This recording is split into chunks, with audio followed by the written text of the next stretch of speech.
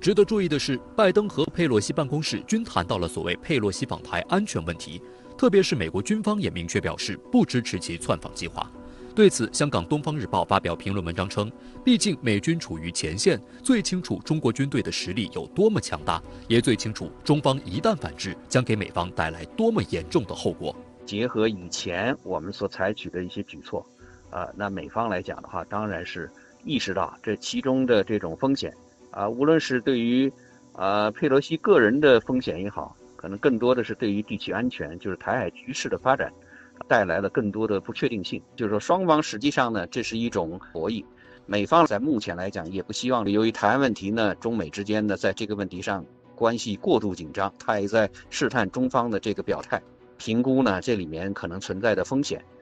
要知道，早在4月佩洛西要访台的时候，国务委员兼外长王毅就已经表明，美国国会众院议长作为一国政要，如果明知故犯窜访台湾，将是对中国主权的恶意挑衅，对中国内政的粗暴干涉，将对外发出极其危险的政治信号。如果美方一意孤行，中方必将做出坚决反应，一切后果由美方承担。而2个月后，在6月举行的香格里拉对话会上，国务委员兼国防部长魏凤和也公开警告美国不要操弄台湾问题。如果有人胆敢把台湾分裂出去，我们一定会不惜一战，不惜代价。对于这次佩洛西再次挑动该议题，中方相关部门连日来也多次发出强烈警告，外交部接连公开强硬喊话，不得安排佩洛西众议长访台，与必将采取有力措施予以坚决应对和反制。国台办发言人也表示，坚决反对美国要停止任何玩火行径。我们正严阵以待，如果美方一意孤行，中方必将采取坚定有力措施，捍卫国家主权和领土完整，由此造成的一切严重后果，应由美方负责。中方之所以能够这么做能够这么说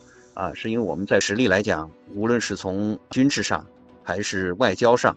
还是政治上，也就是说呢，指我们的力量，我们的国际影响力都相较于过去都有了更大的这个提升，我们的言辞的这种重要性为各国所重视。我们就举一个例子，在军事斗争这个领域来讲的话呢，实际上在第一岛链内美国自己做了很多次的这种演练。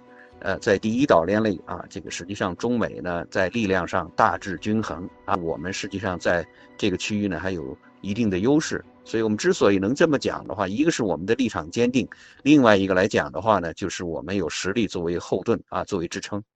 2021年1月，时任美国常驻联合国大使克拉夫特计划窜访台湾，结果在去程的飞机上被叫停。后来岛内媒体曝光称，中美军事热线发挥作用，解放军表达了坚定立场。美国五角大楼经过评估后认为，要保证克拉夫特专机顺利抵台，就需要驻冲绳美军战机护航。但有美军战机护航，中美之间就有发生军事对峙的危险。如若改由台湾战机护航，情况将更加糟糕，这些都是美国无法接受的。而作为美国总统第2顺位继承人，代表美国国会的众议长佩洛西这次如果窜访台湾，则更是严重违反一个中国原则和中美3个联合公报规定，严重损害中国主权和领土完整的挑衅行为，势必严重冲击中美关系的政治基础。复旦大学美国研究中心主任吴新博也认为，拜登政府要从影响中美关系的角度来衡量此事，因为如果佩洛西决定赴台，中方肯定理解为拜登政府在对台问题上出了一招。他还分析称，佩洛西若执意窜访台湾，中方反制会比以往大，也不会只限于军事领域，甚至影响到拜登期待的中美高层之间的交流。我们呢就是说可以通过外交的交涉，还有一个舆论战来这个敲打对方。与此同时来讲的话呢，我觉得还可以考虑，比如说制裁他本人制裁个人禁止他来华访问包括他禁止他的这个亲属来华访问另外呢，禁止与他本人和他亲属相关的企业在华投资贸易经商呢，不得与他们往来包括相关的这个企业。而且来讲的话呢，既然台湾呢是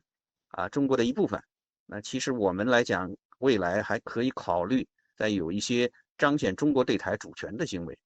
包括突破原来所谓的什么海峡中线因为从国际法的角度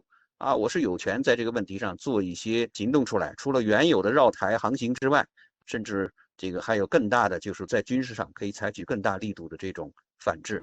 需要指出的是，近年来美国等一些西方国家政客窜访台湾确实越发频繁，但要看到中方的反制措施的力度也在不断强化。2020年9月18号，美国副国务卿克拉奇访台，东部战区在台海附近组织实战化演练。2021年11月9号，美国国会众议员乘坐军机窜访台湾时，东部战区组织兵力在台海方向进行联合战备警巡。10几天后，又有5名美国国会议员窜访台湾，东部战区再度在台海方向战备警巡，与美国议员专机以前后脚的形式出现在台湾附近空域。在目前来讲的话呢，我们的主要目的来讲还是要争取这个实现国家的和平统一。所以呢，在采取措施的问题上，面临外部的挑战，可能我们更加要冷静要耐心，不能意气用事。因为在目前来讲的话呢，我们的还在一个民族的伟大复兴的道路上，我们的主要精力还是要让我们自己变得更加这个强大，既能打击这个台独势力又维护国家主权又能把这个风险降到最低。一个相对稳定的外部环境，我认为还是非常重要的。有意思的是，对于这次闹得沸沸扬扬的佩洛西访台湾计划，台外事部门竟然对外称没有接获相关信息，透露出一股不同寻常的味道。但是一般民众来讲的话，他如果都会引发两岸这高度紧张的话，我想一般台湾民众是不会很喜欢的。为什么？因为我们过去的做的民调里面都有将近70%以上的台湾民众希望两岸能够维持和平交往的这样的一个希望。既然大家都希望两岸和平嘛，就不希望就是说民进党在那边搅事为了抗中就那边搞一些有的没有的。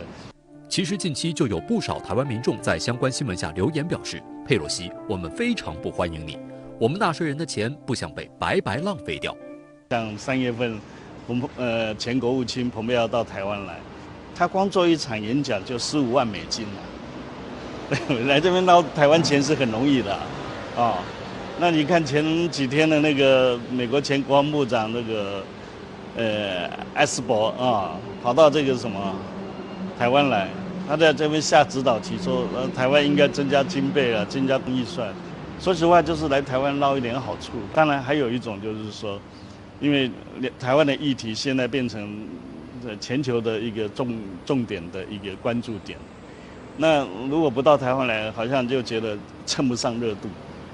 所以一些过去的政客他在那边乱一下，他觉得说我有很高的身价。登台的短片也介绍了，此前呢，美国驻联合国大使克拉夫特等曾计划窜访台湾，后来呢，在大陆的强大压力下取消了。那么这一次呢，又传出佩洛西要窜台，很多人关心大陆会做出什么样的反应。王先生，您怎么看？网络上现在呢，这个网民都在献计献策建议那个政府如果佩洛西来那就不客气我看到他们所提的建议采取的措施大致上有5条吧。因为如果说采取军事行动那我想这确实是个大事那这个问题就是说呢，也有可能呢会呢引发中美之间的正面的这个冲突所以我想我们这个政府在处理这个问题的时候，他一定会着眼全局、权衡利弊。当然，政府采取什么动作，这个是高度的机密这个而且呢，外交部发言人已经讲了，他必将会做出坚决有力的这个反制措施。那我想应该说他们是有各种各样的这个预案和准备的。大家一定会想到，首先是军事上的反制的措施。军事上可以设想从威慑到警戒，再到驱离，甚至火力示警等等不同等级的反制。外交上是可以采取不同的等级进行针锋相对的对抗措施。比如说在中美以及在海峡两岸的经济上、文化上、法律上等等关系上，创造出各种反制的现象和措施。总之，我方可以根据自身的战略、自身的节奏来借力使力，进一步深化和落实对台湾地区的实际治理。最终被动的其实还是台湾当局和美方。美国彭博社也分析了大陆方面可能会做出什么样的选择，美国那边对于大陆可能做出什么样的反应，有什么样的预判？孙女士。我觉得预判一定是有的，因为从逻辑上面来讲，美国的军方一定不希望在同时同2个大国，然后进行或者说卷入到2场针对2个不同的这个地缘政治大国的战争中间去。所以从这个角度上面来讲，他们做的最坏的这个研判就是，如果大陆真的因为佩洛西去，然后在台湾问题上面就要动手了。而且我们说的动手不是说搞一个象征性意义的这种军演啊，或者军机飞跃，而是说有实质性的这个动作了。那么美国的军方是要出来有所反应的。所以我觉得这个更多的还是反映出一个美国目前所身处的这个地缘政治时期，以及这个俄乌战争的一些反应。当然最后也要包括说中国过去所做出的这种强烈反应。那么这个美国每次都需要来掂量，也需要来考虑一下说中方所说的这个反制措施包括这个后果都有哪些后果。美国前来试探，中方做出强烈的反应，然后美国又退一下，这对美方难道没有负面影响吗？美方这一次一次的玩这个游戏，对自己真的有利吗？刘先生，我认为说目前还不能说美方在佩洛西窜访台湾地区这个问题上已经接受了中方的警告，更谈不上所谓的已经顺从中方的这个要求。我们还是要做更坏的打算，做那个更加扎实的准备。佩洛西去台湾这样的一个议题，对于美方来说本来就是一项无本生意，对于他们来说也很难因为这个事情没有去，或者说是那个美国总统说了些什么话，他们就会感到很难堪。从美国人玩这种游戏，这种政治游戏来看的话，它一定是既有利也是有弊的。尤其是当中方他的话语权、他的影响力大幅提升的情况之下，这样的一些动作可以说是利弊兼具的。具体当然还是要看双方在这件事情上的博弈的过程，以及最终出现了什么样的一个结果，我们才能够做相关的判断。那么这次呢，台湾地区的外事部门对外称没有接获相关信息，也就是说呢，民进党当局并没有确认佩洛西要来，起码没有对外明说。这其中又是什么情况啊？因为第一呢，距离他正式访问时间还比较远，夜长梦多，他也知道啊，你现在讲了欢天喜地一场，到时候他就又取消了，他自己不好下台。第二个呢，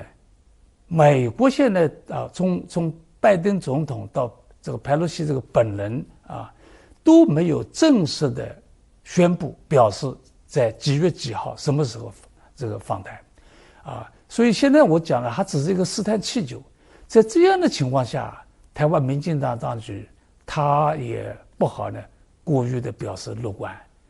他只能呢就是这个半喜半忧的在那里等待下一步新的消息。所以这个时候他表示一种收敛的这样一种姿态，我觉得也是正常。